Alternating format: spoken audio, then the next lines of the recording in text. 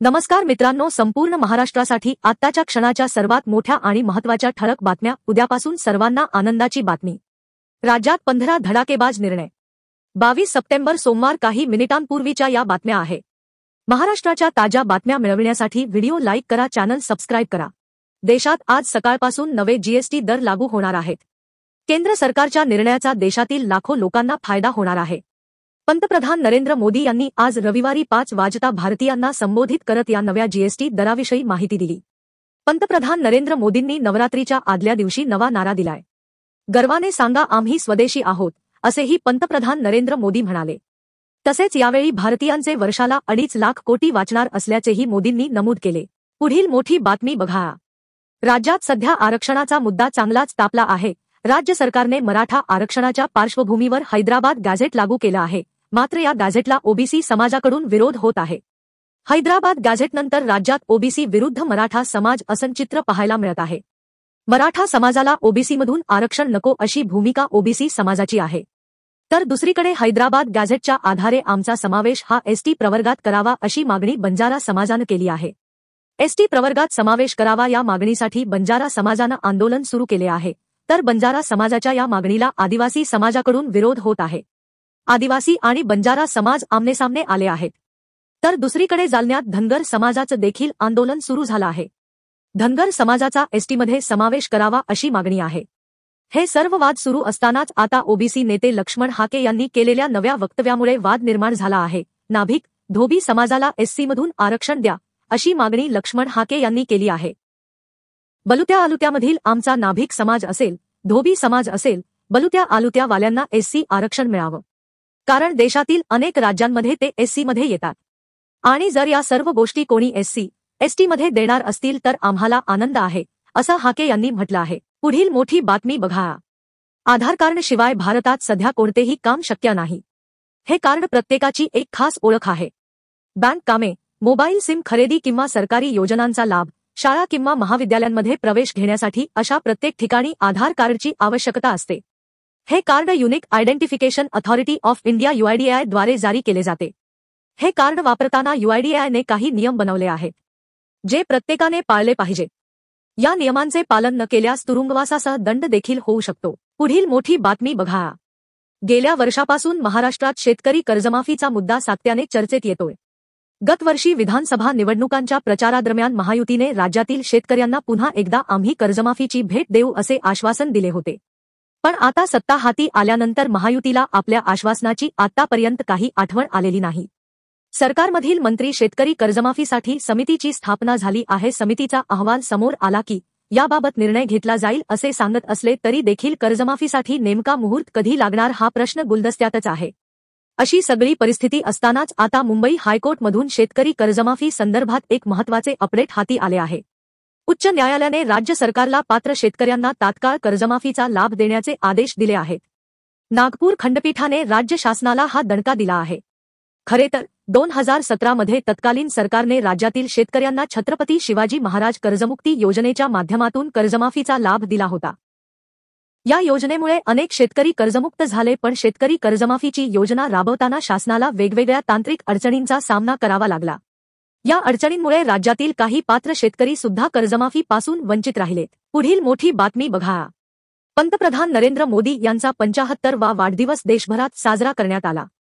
मोदी यांना 75 वर्षे पूर्ण झाल्यानंतर आता ते रिटायरमेंट घेतील अशी चर्चा राजकीय वर्तुळात सुरू आहे. त्यामुळे मोदी यांनी रिटायरमेंट घेतल्यानंतर पुढील भाजपचा पंतप्रधान पदाचा उमेदवार कोण असणार यावर चर्चांचे खल सुरू असतानाच काँग्रेसचे प्रदेशाध्यक्ष हर्षवर्धन सपकाळ यांनी देवेंद्र फडणवीस हे पुढचे पंतप्रधान होण्यासाठी तयारी करत असल्याचा गौप्यस्फोट केला आहे. पुण्यामध्ये पत्रकार संघातर्फे आयोजित वार्तालाप कार्यक्रमांमध्ये हर्षवर्धन सपकाळ म्हणाले, देवेंद्र फडणवीस हे नागपूरचे रहिवासी आहेत. त्यामुळे रेशीम बागेचं वारं हे त्यांच्या कानावर लवकर येते. तिथून त्यांना संकेत आले आहेत की 75 वर्ष झाल्यानंतर मोदी यांचा राजीनामा आम्ही घेणार आहोत. त्याबाबतच्या सूचना देखील पंतप्रधान नरेंद्र मोदी यांना रेशीम बागेतून देण्यात आली असल्याचं सूत्र सांगतात. त्यामुळे मोदी जाणार आणि नवीन पंतप्रधान होणार अशी माहिती देवेंद्र फडणवीस यांच्याकडे आहे. पुढील मोठी बातमी बघा. राज्यातील बोगस दिव्यांगांची झाडाझडती घेण्याचे लेखी आदेश गुरुवारी 18 सप्टेंबर रोजी राज्याचे दिव्यांग कल्याण विभागाचे सचिव तुकाराम मुंढे यांनी राज्यातील सर्व 34 जिल्हा परिषदेच्या मुख्याधिकाऱ्यांना दिले आहेत. हे आदेश मिळताच मुख्याधिकाऱ्यांनी दिव्यांग प्रमाणपत्रांच्या पडताळणीला सुरुवात केली आहे। विशेष म्हणजे झेडपीच्या शिक्षण, आरोग्य, बांधकाम विभागासह सर्व विभागांतर्गत असलेले सर्व अधिकारी, कर्मचारी, शिक्षक आणि शिक्षकेतर कर्मचारी यांचा समावेश आहे। यामुळे बोगस प्रमाणपत्र घेणाऱ्या कर्मचाऱ्यांचे धाबे दणाणले असून प्रमाणपत्र देणाऱ्या अधिकाऱ्यांची झोप उडाली आहे। पुढील मोठी बातमी बघा। गतवर्षी शिंदे सरकारने राज्यातील महिलांसाठी एका नव्या योजनेची घोषणा केली। मध्य प्रदेश राज्य शासनाच्या धर्तीवर महाराष्ट्रात मुख्यमंत्री माझी लाडकी बहीण योजना सुरू झाली। मध्य प्रदेशात ही योजना लाडली बहना योजना या नावाने ओळखली जाते। दरम्यान राज्यात सुरू झालेल्या या मुख्यमंत्री माझी लाडकी बहीण योजनेच्या माध्यमातून पात्र ठरणाऱ्या महिलांना दरमहा 1500 रुपयांची भेट दिली जात आहे। ही योजना सुरू झाल्यापासून चर्चेत आहे। या अंतर्गत आतापर्यंत एकूण 14 हप्ते देण्यात आले आहेत। योजनेचा ऑगस्ट महिन्याचा हप्ता नुकताच पात्र महिलांच्या खात्यात वर्ग करण्यात आला आहे। ऑगस्टचा हप्ता सप्टेंबरमध्ये जमा झाला असल्याने सप्टेंबरचा हप्ता कधी जमा होणार हा मोठा सवाल आहे। रिपोर्टनुसार या महिन्याच्या शेवटच्या आठवड्यात सप्टेंबर महिन्याचा हप्ता पात्र महिलांच्या खात्यात जमा होण्याची शक्यता आहे। दुसरीकडे या योजनेचा अनेक अपात्र महिलांनी लाभ उचलला असल्याचे समोर आल्यानंतर आता सरकारने लाभार्थ्यांसाठी ई-केवायसी अनिवार्य करण्याचा निर्णय घेतला आहे। याचा शासन निर्णय नुकताच निर्गमित करण्यात आला असून या अंतर्गत येत्या 2 महिन्यांनी पात्र लाभार्थ्यांना केवायसी पूर्ण करायची आहे। पुढील बातमी बघा। 24 सप्टेंबरला बंगालच्या उपसागरावर एक कमी दाबाचा पट्टा निर्माण होणार आहे आणि 28 तारखेपर्यंत तो राज्यात येण्याची शक्यता आहे। या कमी दाबाच्या पट्ट्याच्या प्रभावामुळे राज्यातील विविध भागांमध्ये 26 ते 28 सप्टेंबर दरम्यान आभाळी हवामान आणि पावसात वाढ होण्याची शक्यता वर्तविण्यात आली आहे। या आठवड्यात मान्सून परत सक्रिय होणार आहे, ज्यामुळे किमान 30 सप्टेंबरपर्यंत तरी राज्यातून मान्सून निरोप घेण्याची शक्यता नाही। सध्याच्या हवामानाच्या अंदाजानुसार 22 ते 25 सप्टेंबर दरम्यान राज्यातील विविध भागांमध्ये मेघगर्जनेसह वादळी पाऊस अपेक्षित आहे, जो प्रामुख्याने दुपार नंतर पडेल। कमी दाबाच्या पट्ट्याचा प्रभाव 26 तारखेपासून जाणवण्याची शक्यता आहे। या दिवशी विदर्भ आणि मराठवाड्यातील पूर्व आणि दक्षिणेकडे असलेल्या भागांमध्ये दुपार नंतर पावसात वाढ होण्याची शक्यता आहे। 27 तारखेला विदर्भ, मराठवाडा, खानदेश, कोकण आणि मध्य महाराष्ट्रातील विविध भागांमध्ये पावसात वाढ होऊ शकते आणि यातील काही भागांमध्ये मुसळधार स्वरूपाचा पाऊस देखील पडण्याची शक्यता नाकारता येत नाही। दरम्यान 28 तारखेला राज्यातील पश्चिम भागांमध्ये पावसाचा जोर कायम राहू शकतो। शेतकऱ्यांनी हवामानाच्या या अंदाजानुसार शेतीचे नियोजन करावे। काढणी केलेल्या पिकांना पाऊस आणि वाऱ्यापासून सुरक्षित ठेवावे, असे आवाहन कृषी विभागाकडून करण्यात येत आहे। पुढील बातमी बघा।